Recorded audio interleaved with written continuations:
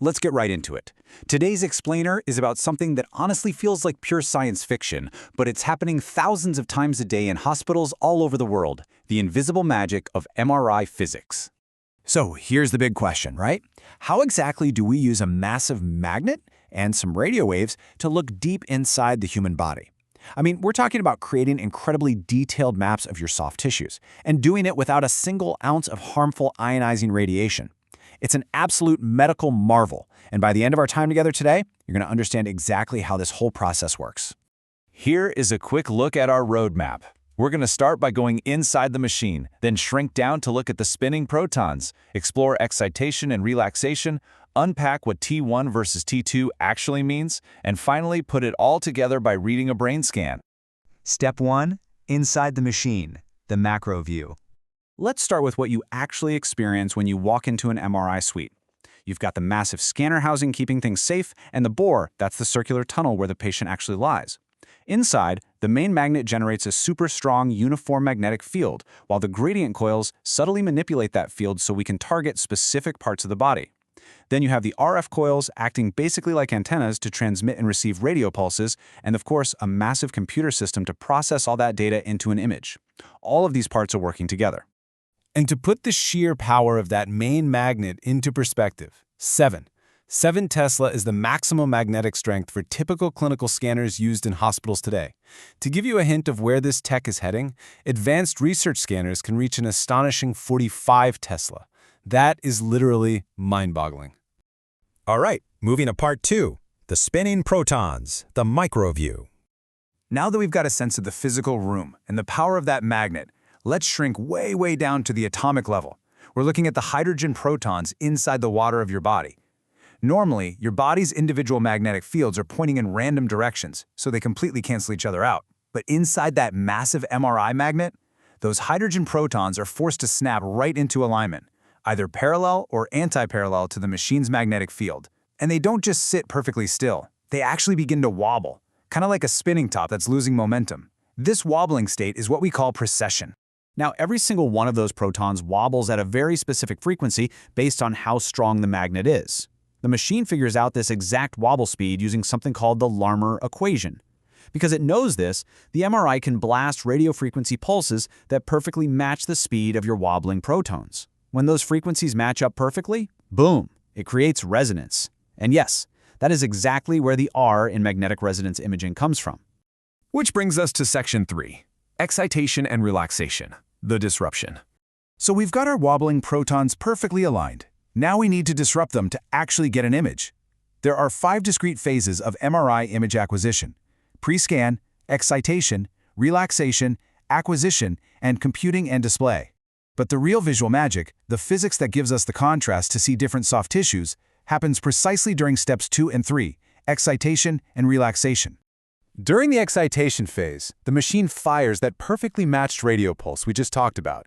This gives the protons a massive surge of energy, knocking their magnetic vector completely over. They go from standing straight up in the longitudinal plane, pushed a full 90 degrees down into a horizontal, transverse plane. And to understand how they release signals back to the machine once that radio pulse turns off during the relaxation phase, I want you to picture something for me. Literally, picture a table filled with tops. Imagine those tops are spinning upright on the table. The table itself represents our longitudinal plane. Now we apply our energy, the radio pulse, and knock all the tops over so they're spinning on their sides in the transverse plane.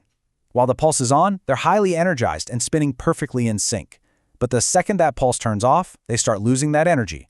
And the crazy thing is, 2 entirely distinct relaxation processes happen to those spinning tops at the exact same time. Section 4, T1 versus T2 explained, the contrast. How we categorize those 2 types of energy loss is really the secret sauce here, because it creates entirely different pictures of the body. You have T1 recovery, which is all about the environment. It's the tops losing energy to the table itself, the lattice, and slowly falling flat back into their original resting state. Then, happening simultaneously, you have T2 decay, which is about the tops interacting with each other. It's the tops bumping into one another, disrupting their synchronized spin, and falling out of phase in the transverse plane. Both of these emit signals, and the machine captures them. Because the molecular makeup of different tissues, like, say, fat versus water, causes them to lose energy and dephase at completely different speeds, Capturing the signal during T1 recovery versus T2 decay gives us drastically different visual contrasts. Just look at the dramatic difference between the T1 and T2 images here. I mean, it's the exact same brain, but they are entirely different maps. So why does that happen? Well, fat transfers energy very efficiently to its environment, so it recovers its longitudinal state quickly and looks really bright on a T1 image. Water, on the other hand, is rigidly structured and takes much longer to dephase, so its synchronized signal lasts longer, making it shine incredibly brightly on a T2 image. Because excess fluid often pools around injuries or tumors, T2 is the absolute gold standard for spotting pathology, while T1 gives us this beautiful, clear map of normal anatomy. Section 5. Reading a brain scan. The medical payoff. Okay, let's zoom all the way out to the real-world application here. Let's take all this quantum physics of spinning tops and apply it to actual diagnostics to see how radiologists use it to save lives. Doctors use specific MRI sequences, manipulating those exact T1 and T2 relaxation times to spot major conditions in the brain like stroke, infarct, bleeding, and edema. Looking over on the left side of the guide, you'll see a DWI sequence. If someone is having an early ischemic stroke, it shows up as a shockingly bright white area within just minutes to hours of the event because it highlights restricted water diffusion.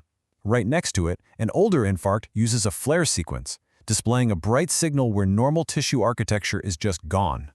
Moving right to the bleeding section in the center, an acute bleed creates a highly distinctive dark blooming area on a T2 star or SWI sequence. Why? Because the deoxyhemoglobin in the escaped blood distorts the local magnetic field incredibly fast. It practically deletes the signal and creates this obvious dark void. It's an immediate red flag for any radiologist. And finally, on the far right, we see edema, brain swelling. Now, remember how water is bright on T2? Well, a FLAIR sequence is basically a T2 image, but cleverly engineered by the computer to suppress the signal of the normal brain fluid. So what happens? It leaves only the abnormal fluid of the swelling to shine like an absolute beacon, making the lesion practically impossible to miss. So what's the ultimate takeaway from all of this? Simply by understanding and manipulating the quantum wobbling of the billions of water molecules inside you, we can safely unlock incredibly detailed maps of your anatomy and any pathology. And we do the whole shebang safely without exposing you to a single drop of harmful ionizing radiation like you'd get from an X-ray or CT scan. The next time you or a loved one are in that bore and you hear that super loud, rhythmic knocking sound, remember, that's just the radio pulses talking to your protons. It's telling those tiny Thomsons to spin, bump, and fall flat to tell your body's story. But after going through this explainer, you kind of have to wonder what other invisible physics are quietly shaping our health every single day.